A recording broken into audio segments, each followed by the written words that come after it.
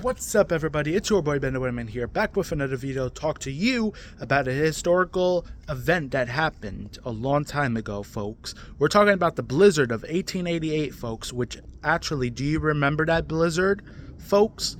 It actually shut down transportation, and it brought New York City to a standstill. That 50 inches of snowfall actually fell in New York City and in New Jersey and the Northeast, brought massive snow drifts.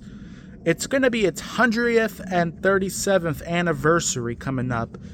This occurred between March the 8th and the 11th, folks. This is Ben the Weatherman. Back to you. Coming live here in beautiful Lodi, New Jersey, and have a nice day.